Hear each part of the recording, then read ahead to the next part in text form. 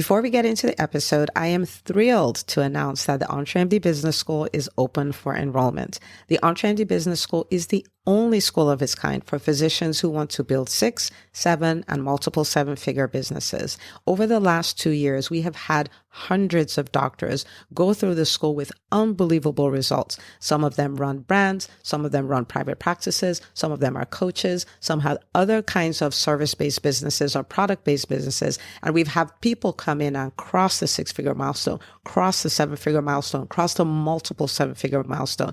You will be in a place where you'll get the coaching, the community, the accountability that you need to thrive as an entrepreneur, especially in the times that we're in. So maybe you've been following me for a while. Maybe you've been getting so much out of the EntreMD podcast and you've been wondering, how can I work with Dr. Una and the community more? Well, this is your chance. Come join us in the EntreMD Business School. It is application only. So go to entremd.com/business to turn in your application. I cannot tell you how many doctors have made statements like this. I recovered my investment in the first week. I recovered my investment in my bank account in the first 90 days. This is the best investment I've made in myself ever. I want you to have that kind of story, not just a story of building a great business that serves a lot and earns a lot, but having a business that gives you the freedom to live life on your terms. So don't wait any longer. entremd.com/business. And now for the episode. Hi, docs. Welcome to the EntreMD podcast, where it's all about helping amazing physicians just like you embrace entrepreneurship so you can have the freedom to live life and practice medicine on your terms. I'm your host, Dr. Una. Well, hello, everybody. Welcome back to another amazing episode of the EntreMD podcast. And today we're going to talk about something we've never talked about before, and it's sleep. And the reason why we're going to talk about that is because I heard Jeff Bezos. Okay, so Jeff Bezos is only the founder of $1 trillion company, right? And he says every day, my job as a senior executive is to make a few key decisions. So one of the best things I do for my company is I get good sleep. I get 8 hours of sleep so that I put myself in the best position to make those few decisions. I was like mind blown. So sleep is a winning strategy for business. Okay. So this is why we're talking about sleep today. And I have the amazing Dr. Funke Afolabi-Brown, who is a sleep medicine doctor out of Philadelphia.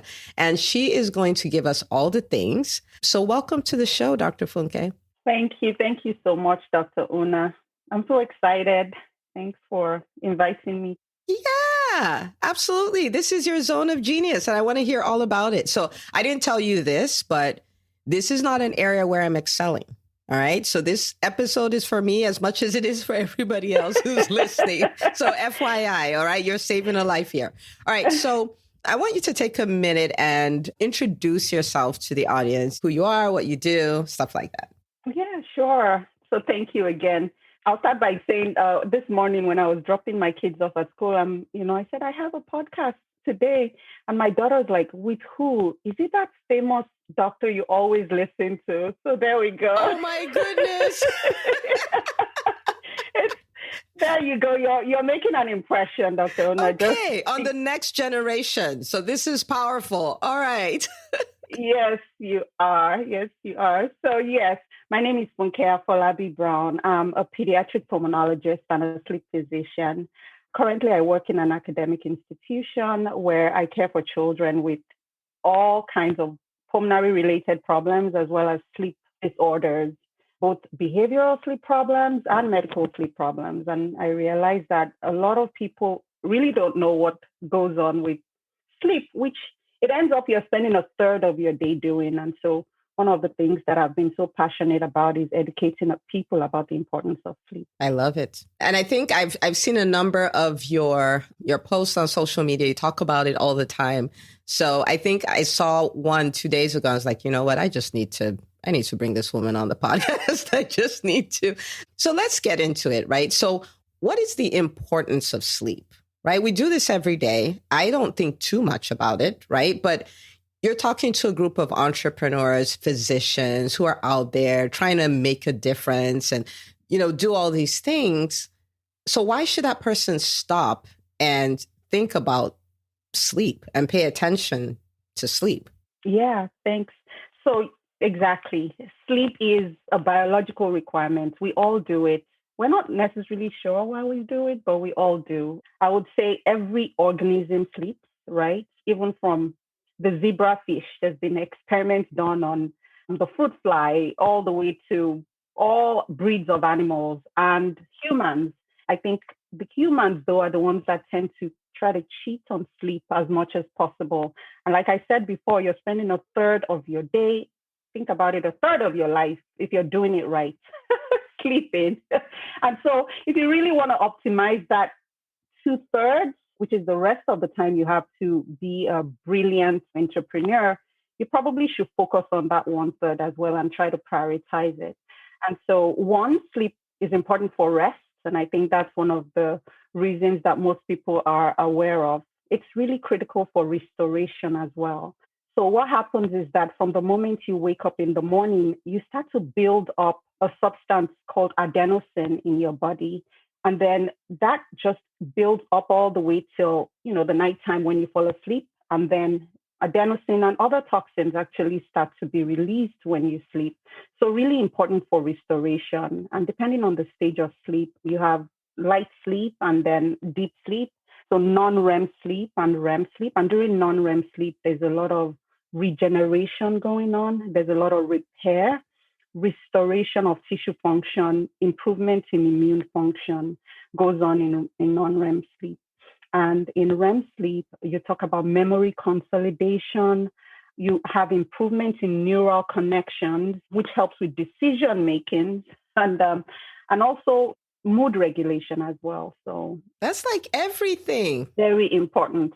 Okay, so I like the statement you made. If you want to optimize the 2/3 of the day when you're awake, you should focus on the 1/3 when you're supposed to be asleep. That is so good.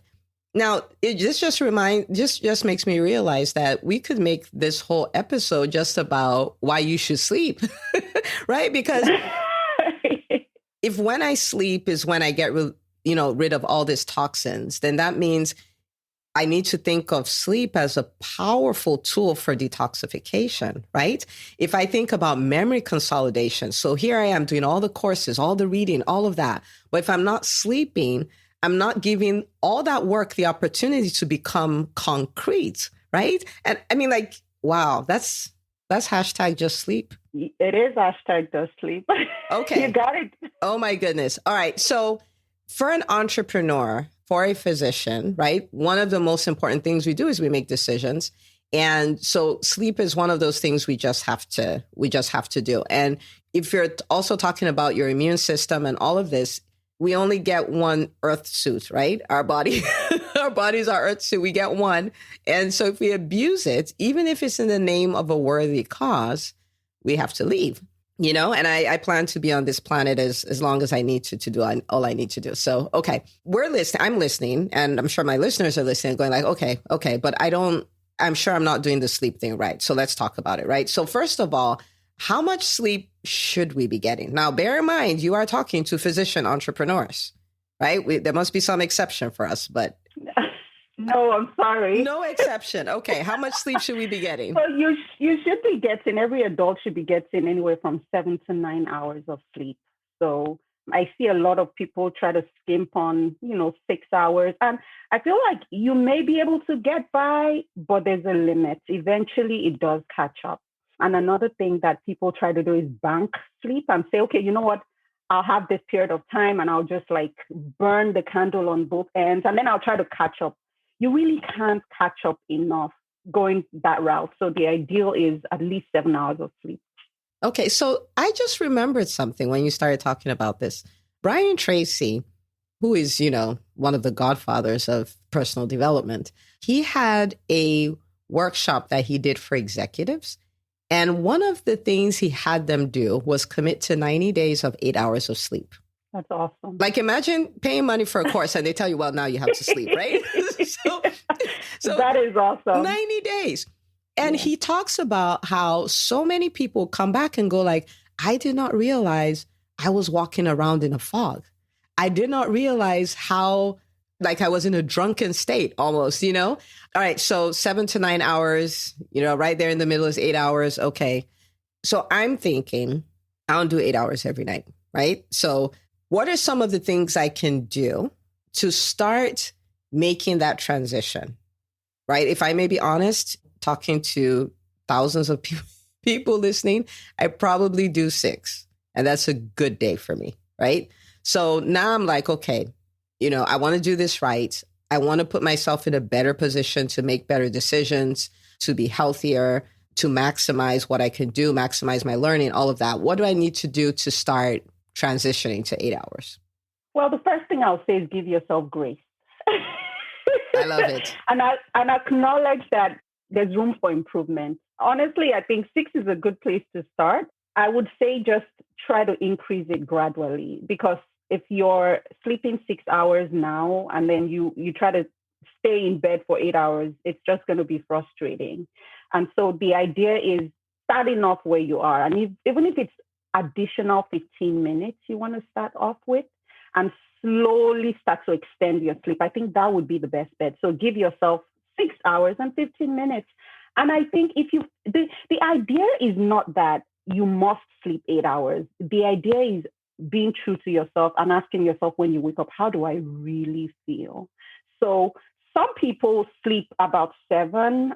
I sleep about 7, and I wake up feeling really refreshed. I never my alarm clock is set, but I never wake up to an alarm clock. So it's how you feel, and how you feel over time will really let you know. How you're starting to feel during the day will let you know, okay, you know what, I'm skimping on sleep. So I would say at least aim for 7, and then see where you are at 7. If you still feel, okay, I need to go up more, then you could do that. But it's not like a hard and fast rule. It's just a general, like a ballpark.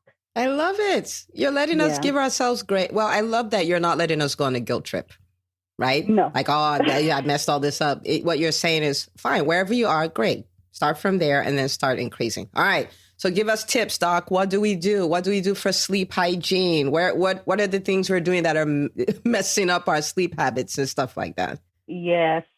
So basic sleep hygiene, I would say the one I would start with, key is regularity and consistency. You just have to be consistent. No matter, even if you are at 6 hours, set a bedtime, a specific bedtime and a specific wake time. Just start with that. And you should avoid letting that vary too much on the weekends, because most people then are up till midnight, and it's what you call social jet lag. Especially I see that in, a lot of teenagers where, they're sleeping in, they're not falling asleep till 1 a.m. on Friday night and Saturday night. And then Sunday, they're coming back to the East Coast. That's really what it is. And that's how I explain it. They're coming back to the East Coast. Social jet lag. I've never heard that before. Yeah, it is. And so imagine what that is doing to your circadian rhythm, what that is doing to your body functions and hormones and things like that. So be as consistent as possible. Sure, there might be movie nights on Friday, maybe 1, max 2 hours. I think that will really be important. I would say there are 5 things, again, in addition to consistency, other things that I would say is find a bedtime routine that works for you, something relaxing. So set a time after which you promise yourself you're not going to be picking up or sending that email. I think that's helpful because it also helps you create boundaries and really lets you say, these are the margins. This is the time for me to rest and feel refreshed and restored. So whatever that routine is, whether it's nothing complicated, nothing sophisticated, whether it's like a bath is really good, a warm bath is nice, because what that does is it really, you may feel warm, but it helps you then release heat from your body. And a cool body temperature is optimal for sleep. So that's the second thing. So you find that routine, you can take a bath, maybe do some meditation, read a book under a very dim light, and then go to sleep. Just really something relaxing. So that's the second point. The next one I would say is, again, the electronics. I feel like that just kind of spans all the hygiene recommendations, because if you're on your device, it's not just the fact that the blue light, which many of us know of, what the blue light does is it tricks our brain. Our brains in the evening because of our circadian rhythm, releases melatonin, and melatonin is a sleep hormone. In the setting of dim lights or the dark is when it's called the dark hormone, melatonin. So if you have blue lights, that melatonin secretion is suppressed and that pushes your sleep off. So that's one thing. So the blue light from your device doesn't let you fall asleep quickly. And then the arousal you get from a aggravating email or text or something kind of creates this, feeling of stress, which also affects your sleep. So really several reasons for you not to. Some people listen to like maybe some mindfulness and things like that on their phones, which is okay. You just want to make sure you use the dim light settings as much as possible. And so I think that's really important. And then something else I would say is limiting caffeine. People do not realize that, root beer, iced tea in the evening with dinner seems really nice, but really not good for sleep, because what caffeine does is that even though it blocks that adenosine your body produces, it creates a state of alertness that really will affect your sleep. And alcohol as well. You want to limit alcohol as well. And then the last one, I'm not sure how many I've said. There's so many good ones, but I think these are some basic ones that I think people need to just work on, is that if you're not able to fall asleep, don't get into bed. The bed should be just for sleep and intimacy. So fine, I've said now you need to increase your total sleep time. You may now get into bed and be like, oh gosh, now I have to get into bed at, 8 p.m. And your mind is racing, you're stressed, you're tossing, turning, you're frustrated about all that awesome stuff you should be doing. That's not the key. If you set the routine in place, you start to feel sleepy, you get into bed. If you notice that you've been in bed for maybe 20 minutes or so, and you're like, I can't seem to sleep, just get out of bed and do something boring. Do something boring until you're sleepy. So don't get out of bed and go on your devices. Get out of bed and find Don't get on Facebook. No. Don't do that. So you really want to try to spend the time you're in bed asleep. So I shouldn't have a TV in my room. That should facing my bed. No, you should not. Unless it's just like a decoration. If you want to hang something on top of it, that's fine. But those TVs, they should not be in the room. They should not be in the room at all. So I'm sure you get a lot about social media and sleep, right? Because social media is the average American picks up their phone, 145 times a day? It's a thing. What are some of those strategies you give people to kind of stay away from letting social media be the reason why they don't sleep, or letting the text messages be the reason why they don't sleep? I think, again, it's the importance and understanding of what it does, because I have people saying, yeah, but I use the dim lights on my phone. I use that function. It's not just the light piece. It's that extra that state of hyperarousal that it does. And it's so it's so subtle sometimes, but it does. It's in your subconscious. So what I would recommend typically is just set a time when this is it. This is when it ends. Some people like myself, I deleted the app from my phone. So if I want to go, I have to literally type it in or use my laptop or something, which means it's not coming into the room as much as possible.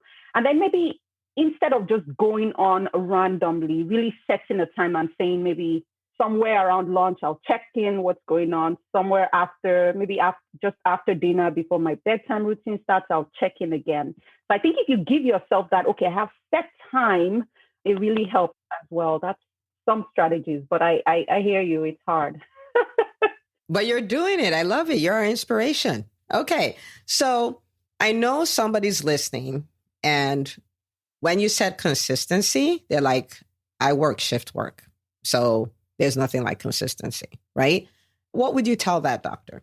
Oh, it's a hard one. I mean, it is. We do need shift workers, right? In the ER, nocturnists and things like that. I think the important thing is they're two separate entities. There's shift work and there's shift work disorder. And so shift working out of itself, I think about 20% of the workforce are shift workers.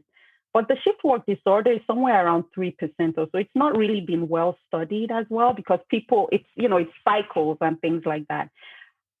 If you have shift work disorder, then, you probably should get that addressed. And what that entails is when you are unable to sleep, when you're not able to stay awake during your shift and you're unable to sleep when you're supposed to be sleeping, and this is going on for about 3 months, and it's really impacting your health, then that's a real different entity, that's shift work disorder. I think for those who have shift work, there are things that can be done to optimize, or at least optimize your sleep. One, again, is the regularity. So, and consistency of trying to get that 7 hours of sleep. You should aim for it. Although studies have shown that about, I would say, most shift workers tend to sleep anywhere from 30 minutes to about 3 or 4 hours less than the general population. And I think the reason why that tends to happen is they're done with the shift and all of a sudden it's time to do groceries. It's time to accomplish all sorts of things. It's time to take care of things at home.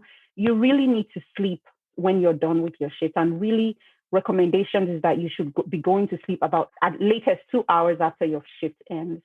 And the way you're going to do that, because now you're done with your shift, it's bright outside. And remember, melatonin secretion is in the dark.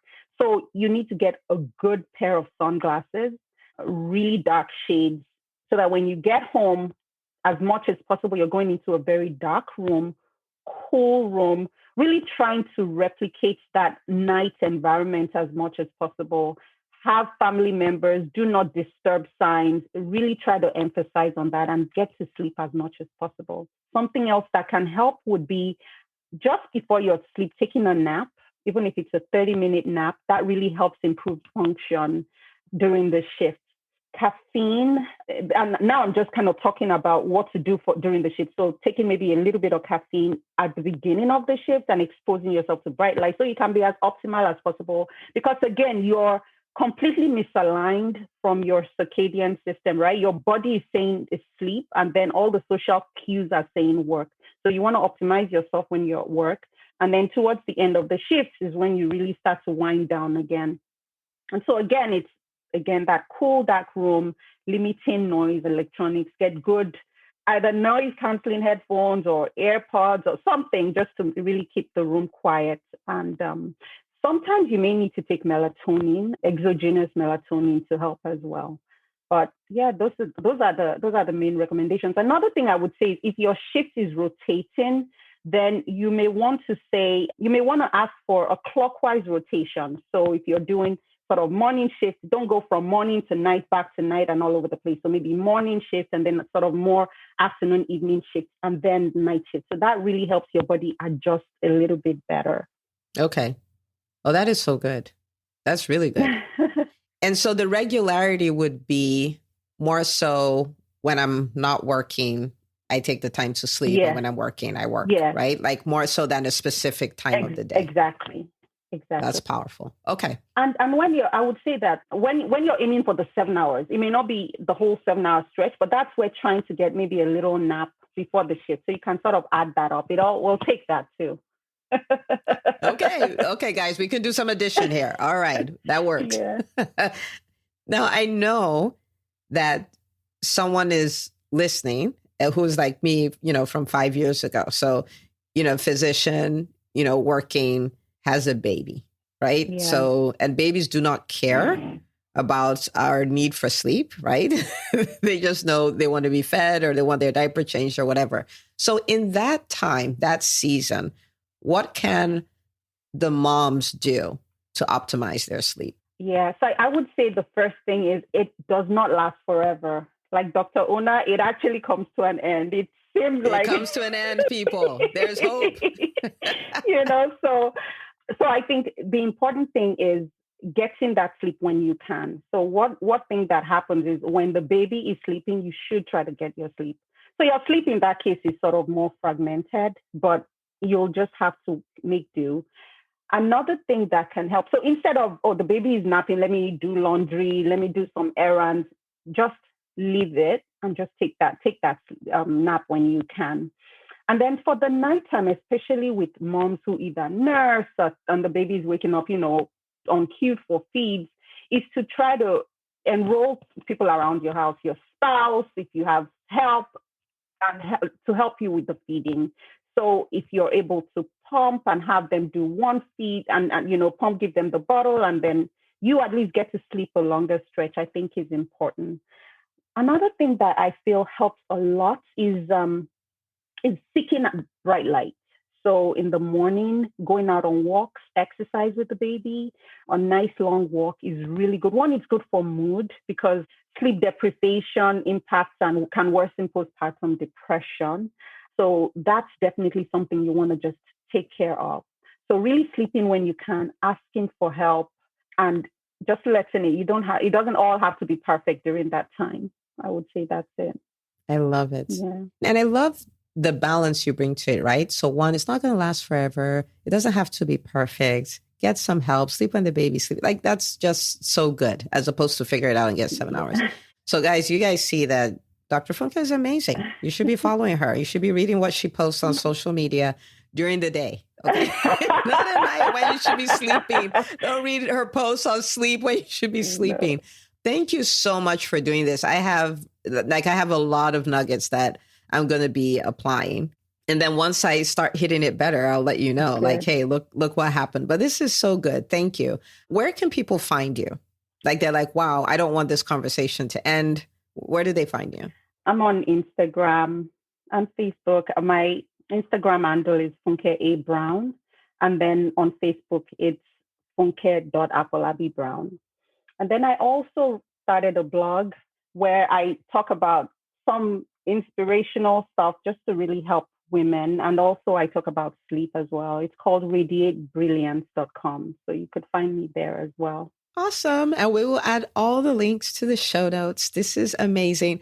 I feel like we could have literally made 5 episodes out of this episode. It is so good. So for everyone listening, this is one that you should come back to because you're going to take 1, 2, 3, 4 things and apply them.